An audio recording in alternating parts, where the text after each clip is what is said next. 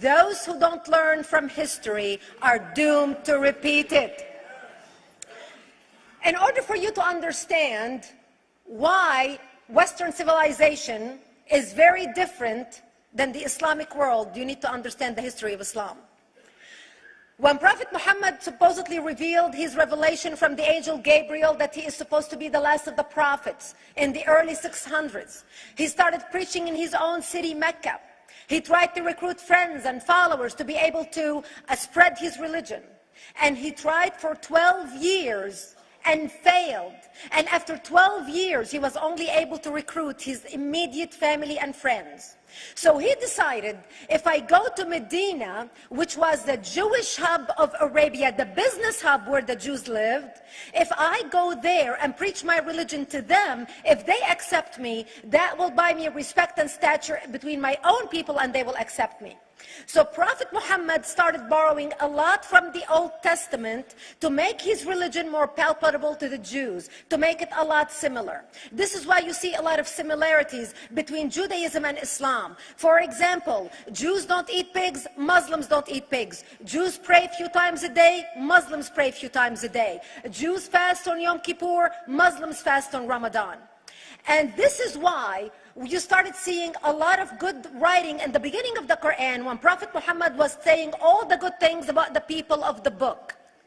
He took his message and went to Medina trying to recruit the Jews, talking about the people of the book, talking about how similar the two religions are. When they refused to accept him and follow him as the last of the prophet, that's when he turned against them and started killing them and started expelling them. That's when Islam went from a spiritual movement for the first 12 years of Islam into a political movement cloaked in religion after the year of the Hijrah, after Muhammad went to Medina and the Jews did not accept him. He became a military warrior and declared war on them and started expelling them. Jews and Christians became dhimmi, or second-class citizens. They were only allowed to stay alive and not be killed only by paying the jizya or the protection tax. So they had a choice: convert to Islam, or if you want to stay alive, you have to pay the jizya or protection tax, living as dhimmi in the Islamic nation. Christians and Jews could not ring church bells. Jews could not blow the shofar. Christians could not ring church bells. They could not pray publicly. Christians and Jews could not gather together and build new churches or new temples. And the way they paid the jizya or the protection tax was in a monthly ceremony where they would get together downtown and the Jew would kneel on his knee and hand his goods to the mullah, who would take the goods as the price for buying the protection. And in many areas, Jews and Christians were given necklaces to wear as a receipt that they paid their jizya or their protection tax. Jews considered najis under Islam. Najis is bodily fluid. Najis is garbage. Najis is dogs. Najis is dirty. So Christians and Jews were treated as second-class citizens. Islam continued to grow. As Islam grew, more people became dhimmi or second-class citizens. Jews and Christians were given identifiable clothing. The yellow star, which was given to the Jews that most people think is a German invention.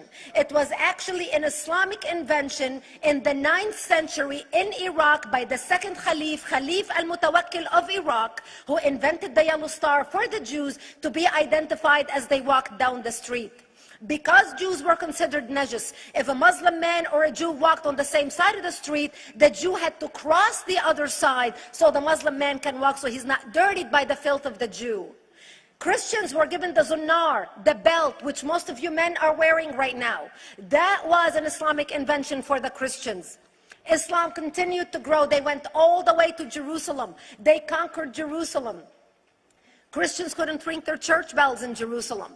The Pope in Rome in 1090 told the Christians, how could you sit idly by and allow your brethren to suffer like this in the Holy Land? You need to go liberate the Christians. You need to go help the Christians. That's why the Crusaders were launched.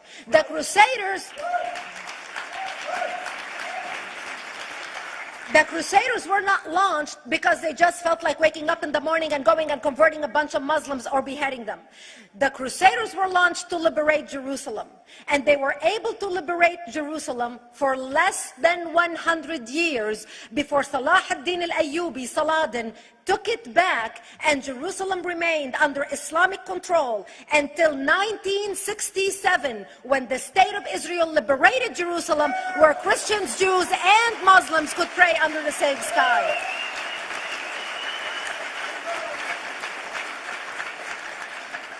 The Crusaders continued fighting Islam, and for 300 years they tried and failed. And by the 1300s, the Crusaders disappeared because they could not win against Islam. Islam continued to expand. They went all the way to Central Europe. They went all the way to China. They went to India. They conquered Spain. They changed the name of Spain from Spain to Andalusia.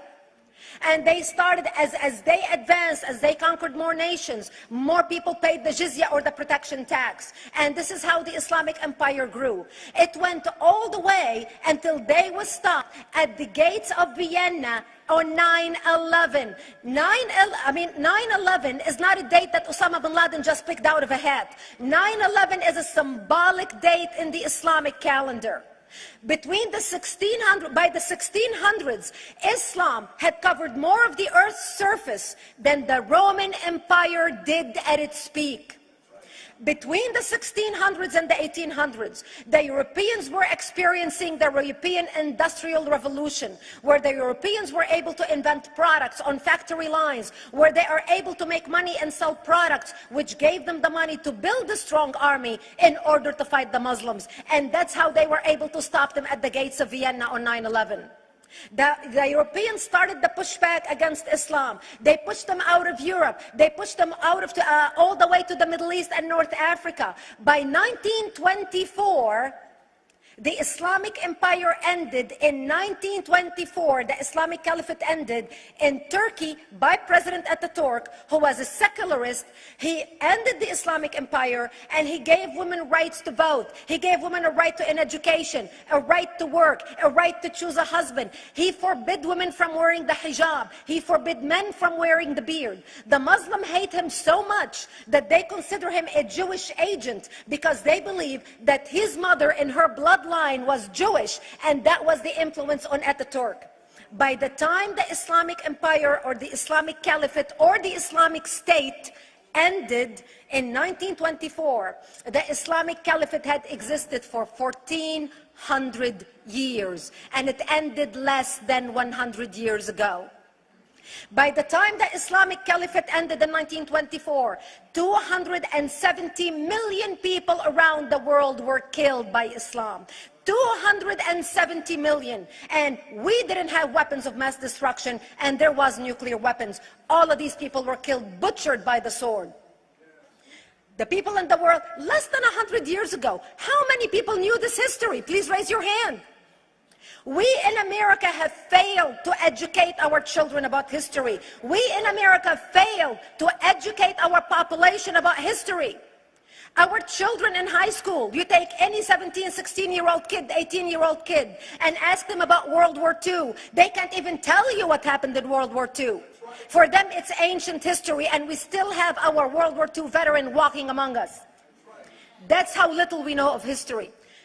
Islam ended in 1924, the Caliphate. People thought the Caliphate will never be resurrected. The Caliphate will never come back. But two things happened in the Middle East in the last century that made the Islamists be able to resurrect the Caliphate. Number one is the discovery of oil in Saudi Arabia, which we were able to discover and were stupid enough to allow them to nationalize it. And the number two that happened was Ayatollah Khomeini coming to power in 1979. That gave the Islamists the money and also the spiritual covering in order to explode on the world stage. And people say, oh, well, the Wahhabis exported their Wahhabi radical religion. The Wahhabis are the name of Wahhab. They're not a different sect of Islam. They follow the authentic preaching of Prophet Muhammad, the way Prophet Muhammad lived and practiced his religion. This is why neither you or me or any infidel can step a foot in Mecca, because as far as they're concerned, we are filth. And as infidels, we're not allowed to step a foot, not President Obama and not anybody else. As a matter of fact, Al-Qaeda used to use Saudi Arabia and its success as an excuse to recruit members, as the example to show them how Allah has blessed Saudi Arabia because of the way they adhere to the tenets of Islam. And today we talk about ISIS. ISIS is not a new invention. ISIS resurrected the caliphate that ended less than 100 years ago. Except we are too ignorant and too uninformed to understand what ISIS is doing and why ISIS is succeeding.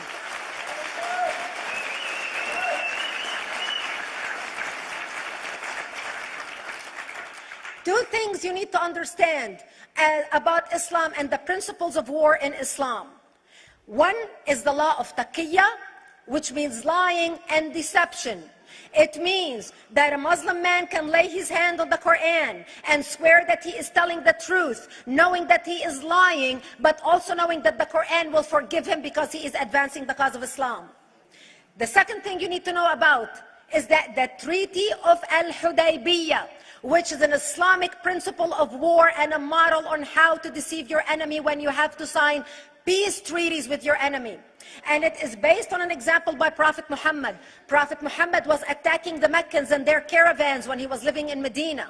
One day he attacked them because this is how he got the goodies. He would attack them, rob them, and spread the goodies among his men. And this is how he was able to recruit, because this is how people made money without working. And so he attacked the Meccan caravans. When he realized he's not able to defeat the Meccans in that city of Al-Hudaybiyah, in that place, he signed a 10-year treaty with them. Does that sound familiar? A 10-year treaty with them that says he will not attack them, he will have peace with them, he will not declare war on them.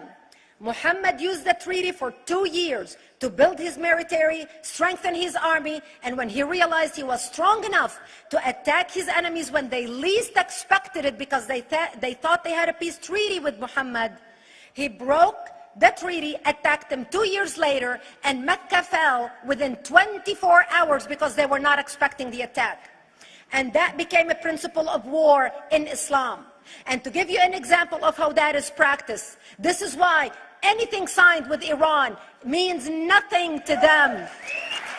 And to give you an example of how this law has been put to use in recent history, Yasser Arafat, who's not an Islamist, but he is a Muslim, met with the Israelis and signed the Oslo Accord in 1993. Remember all the handshaking at the lawn of the White House? The Oslo Accord, Yasser Arafat used the peace treaty, the Oslo Accord with Israel, to get Israel to bring him back and give him his territory, finance his military, train his police, and give his police the weapons.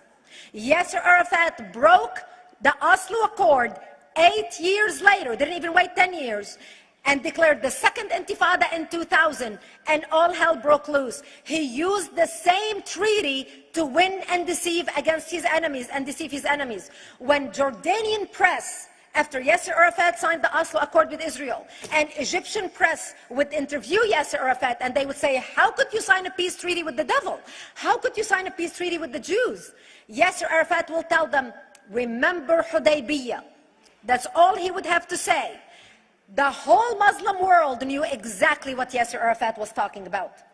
We in the West and the Jews in Israel, it was over their heads. Nobody understood what Hudaybiyah was referring to. And this is the type of deception that we are dealing with. So when Iran signs a peace treaty with the United States for 10 years, they are using us as useful idiots, as gullible, ignorant people who are signing a peace treaty with the devil in order for Iran to continue her thing.